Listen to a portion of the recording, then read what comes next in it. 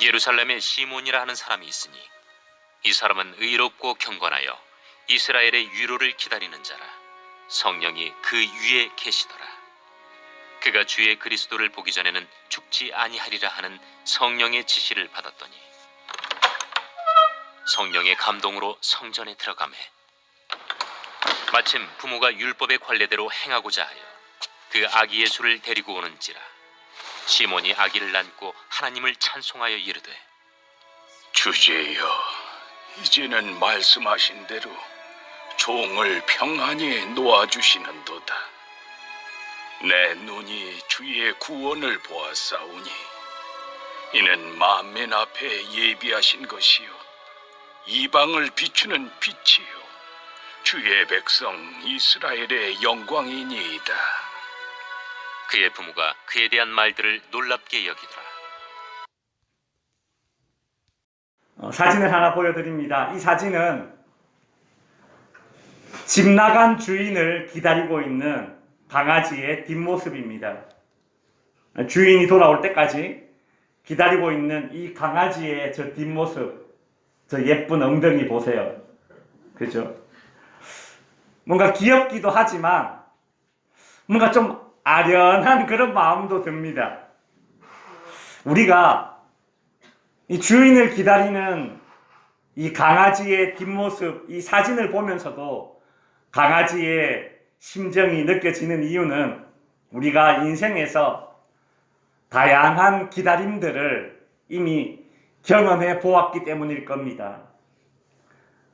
여러분들은 지금까지 경험했던 기다림 중에서 어떤 기다림이 가장 기억에 남습니까? 남자들은 군대 가면 제대하는 날을 손꼽아 기다리죠. 또 여자들은 출산 예정일을 두려움과 설레임으로 또 기다리기도 할 겁니다. 남녀 불문하고 성인이 되어서 직장 생활을 하게 되면 또 월급날을 또 손꼽아 기다리죠.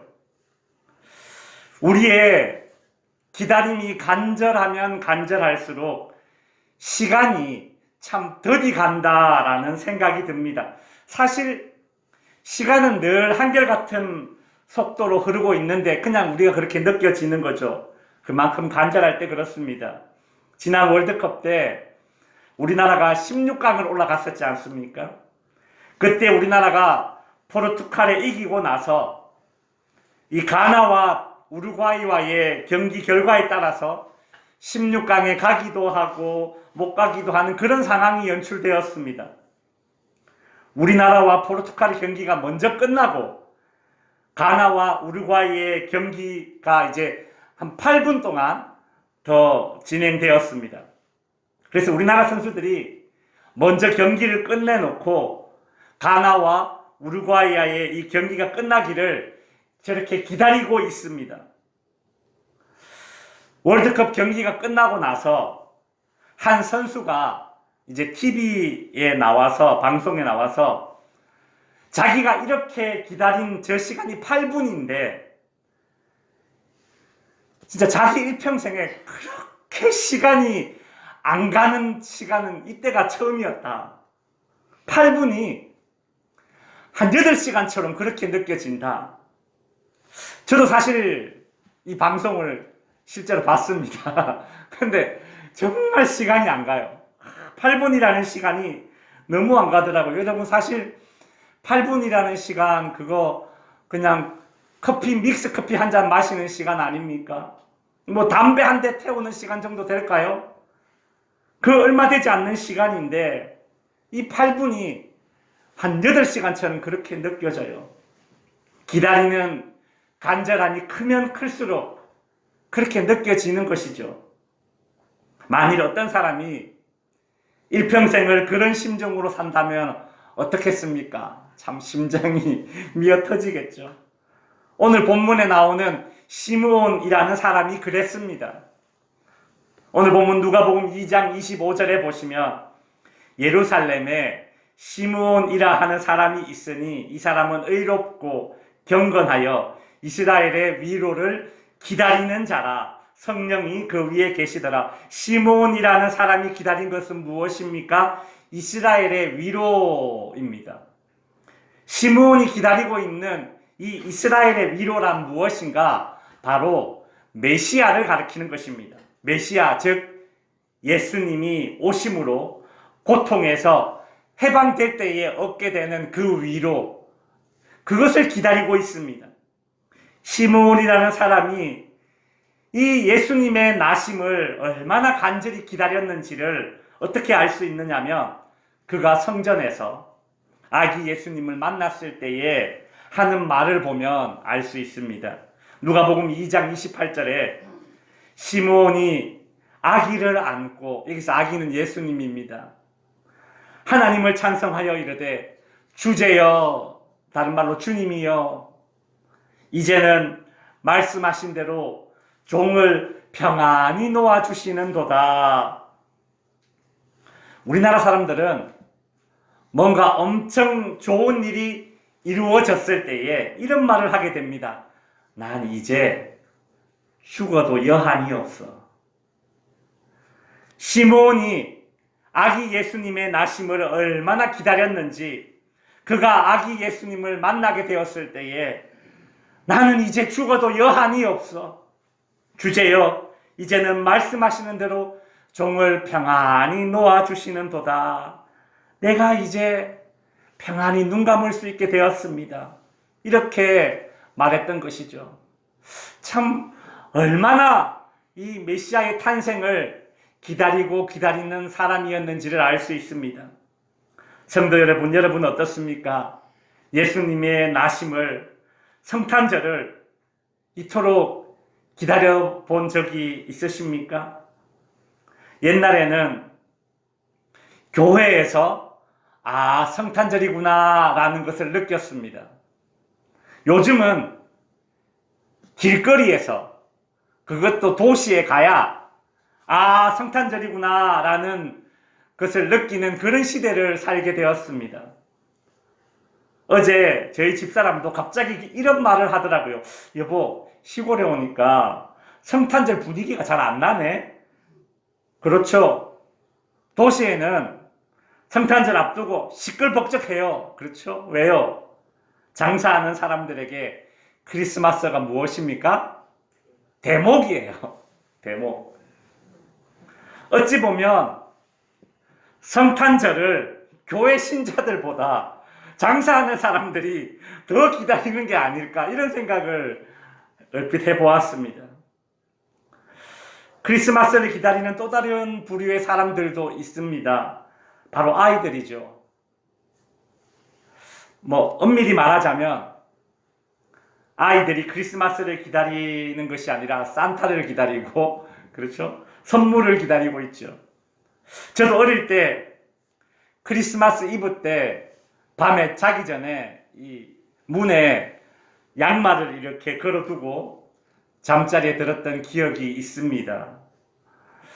언젠가 저희 누나가 저한테 이런 말을 했습니다. 용기야, 산타는 아빠야. 내가 봤어. 참 동심 파괴자 같은 그런 말을 했습니다. 저도 나중에는 이렇게 바뀌더라고요. 산타가 아빠라도 좋다. 선물만 받을 수 있다면. 바뀌는 거죠. 진실은 중요하지 않아요. 나에게 선물이 생긴다는 게 중요한 것이죠. 또 다른 부류가 크리스마스를 기다리고 있을 것입니다. 젊은 남녀, 우리 청춘들이죠. 크리스마스가 되면 특별한 이벤트를 만들어서 사랑을 고백하기도 합니다. 여러분, 얼마 전에 서울 이태원에서 할로윈 데이라는 축제를 즐기려는 젊은이들이 압사 사고를 당해서 160명이 사망하는 그런 어처구니 없고 안타까운 일들이 있었습니다. 젊은이들에게 요즘 크리스마스는 그냥 그렇게 다양한 즐길 수 있는 축제의 날 중에 하나가 아닐까. 그냥 연인들끼리 서로 챙겨주는 기념일 중에 하나가 아닐까. 그렇게 크리스마스를 기다리고 있는 것은 아닐까, 이런 생각을 해보았습니다. 자기들만의 축제죠. 그러고 보면 크리스마스는 기다리는 사람의 것이구나, 그런 생각이 듭니다. 크리스마스는 기다리는 사람들의 것입니다. 중요한 것은 지금부터죠. 우리가 성탄절을 기다리고 기뻐하는 이유는 분명 성탄을 대하는 이런 세상의 기다림, 세상의 기쁨과는 다른 것이어야 한다라는 것입니다. 성탄을 기다리는 신자들의 기쁨은, 그 기다림은 세상에 변질된 기다림이 되어서는 안 되는 것이죠.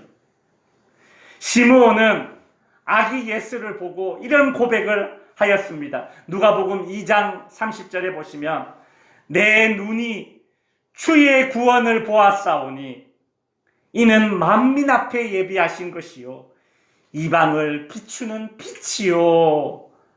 시므온은 아기 예수를 보았지만 구원을 보았다라고 말하고 있습니다. 같은 시공간 안에 있지만 다른 목적과 이유를 가지고 있는 사람만이 이렇게 말할 수 있습니다. 그리고 그 구원이 자신만의 것이 아니요 만인을 위한 것이다 라고 시므온은 말했죠. 변질된 이유와 목적 때문에 기다려지는 것이 아니라 죄로부터 구원받는 날이기 때문에 기다려지고 기쁜 것입니다. 크리스마스가 젊은 청춘들처럼 자기들만의 기념일, 축제가 아니라 만인 앞에 예비된 것이기 때문에 기다려지고 기쁜 것입니다. 성도 여러분, 성탄절은 구원을 기다리는 자들에게 빛이 됩니다. 언젠가 이런 경험을 하였습니다. 이전에 있던 교회에서 어떤 큰 행사를 했는데 이제 주차 안내를 했습니다. 저는 이 횡단보도에서 이렇게 신호등이 바뀌면 이렇게 사람들 이렇게 무사히 그 안내하는 그 이제 역할을 맡았는데 지금처럼 이렇게 추운 겨울이었습니다. 아침 햇살이 이렇게 비치는데 제 상체는 건물에 있는 그림자에 가려져서 햇볕을 받지 않고 이 아침 햇볕이 제 다리에만 이렇게 비춰졌습니다. 근데 참 신기하죠. 그 아침 햇살에 제 다리가 따뜻해지는 것을 느꼈습니다. 상체는 건물의 그림자 때문에 여전히 추운데 햇빛이 비치는 제 다리에서부터 따뜻함이 느껴지더라고요. 야, 이 햇볕도, 아침 햇볕도 이렇게 따뜻하구나, 그런 생각을 해보았습니다. 날씨가 추우면 추울수록 그 작은 빛마저도 온기로 느낄 수 있습니다. 환경이 열악하면 열악할수록 아주 작은 빛도 크게 느껴지는 것입니다. 만민 앞에 예비된 구원, 이방을 비추는 빛, 이것이 바로 크리스마스의 정신입니다. 이제 말씀을 정리하겠습니다. 성도 여러분, 우리가 해마다 성탄절 헌금을 이웃 돕기 헌금으로 하는 이유는 우리 교회가 재정적으로 여유가 있어서가 아닙니다. 성탄절이 만인 앞에 예비된 구원의 빛이기 때문에 그 정신을 조금이나마 나누는 것입니다. 특별히 이번에는 전쟁 가운데 수도와 전기를 공급받지 못하고 혹한기를 보내고 있는 우크라이나 국민들을 위해 섬겼으면 좋겠다라는 마음이 듭니다. 우리는 그래도 이 추위에 따뜻한 곳에서 잠을 자고 물을 마음껏 마실 수 있지 않습니까? 우리나라가 6.25 전쟁 때 어떤 어려움을 겪었고 국제사회가 그런 우리나라를 어떻게 도와주었는지 우리는 기억해야 되겠죠. 성도 여러분, 최근 여러분의 기다림은 무엇입니까? 어떤 갈망입니까? 바라기는 만인 앞에 예비된 빛, 주의 구원을 더욱 갈망하는 바른 기다림의 삶을 살 수 있기를 축원합니다. 만인 앞에 예비된 빛, 주의 구원으로 인한 기쁨이 근본 성탄을 기다리는 저와 여러분에게 축복으로 임하기를 간절히 축원드립니다. 기도하겠습니다.